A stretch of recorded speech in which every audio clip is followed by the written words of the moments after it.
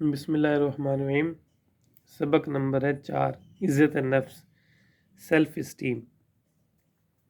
آپ خود کے بارے میں کیا سوچتے ہیں؟ خود کو کیا سمجھتے ہیں؟ کس حیثیت کے مالک ہیں؟ اپنے آپ کو کتنی اہمیت دیتے ہیں؟ ان سب کے مجموعے کا نام ہے عزت نفس۔ عزت نفس کامیابی کے لیے اتنی ہی ضروری ہے جتنی زندگی کے لیے آکسیجن۔ عزت نفس اپنی ذات کی قدر جانچنے کا پیمانہ ہے۔ سادہ زبان میں عزت نفس یہ ہے کہ آپ خود کو کس لائق سمجھتے ہیں۔ آپ کے خیال میں آپ کتنے پانی میں ہیں؟ اپنی نگاہوں میں آپ کی کیا اوقات ہے؟ جن لوگوں میں اپنی قدر کا احساس زندہ ہے وہ عزت نفس کے آکسیجن سے زندگی کی کامیابیوں کو ایک نئی جلا بخشتے رہتے ہیں۔ نفسیات دانوں نے مسلسل تحقیقات سے ثابت کیا ہے کہ خود کی نظروں میں اپنی قدر اور کامیابی میں براہ راست رشتہ ہے۔ جوں عزت نفس بڑھتی ہے کامیابی نئی بلندیاں طے کرتی ہے۔ ایک اور سائنسی تحقیق میں لوگوں کی معاشی خوشحالی اور عزت نفس کے درمیان اسی قسم کا بندھن دیکھا گیا۔ عزت نفس اس بات پر مبنی نہیں ہوتی کہ آپ کے پاس کیا کچھ ہے۔ عزت نفس کی اساس اس میں ہے کہ آپ کون ہیں اور کیا ہیں۔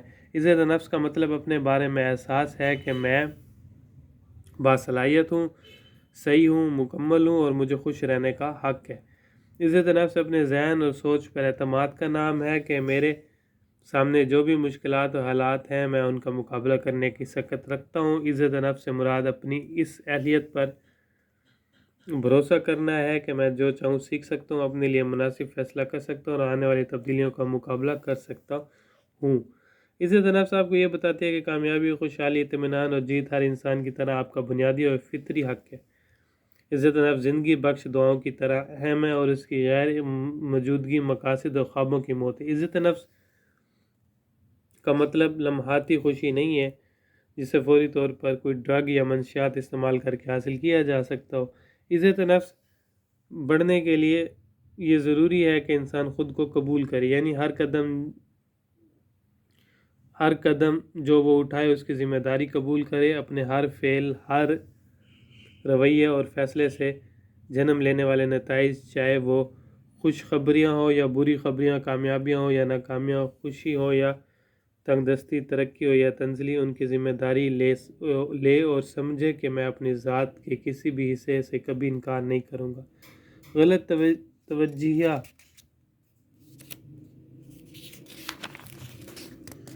توجیہ نہیں کروں گا اور بہانے بازی بھی نہیں کروں گا۔ عزت نفس کی نشوونما کے لیے ضروری ہے کہ ہم کسی کو ہدف، منزل یا مقصد کی طرف مسلسل بڑھ رہے ہوں اور جسے پا لینے کی خوشی عزت نفس کو تقویت دے۔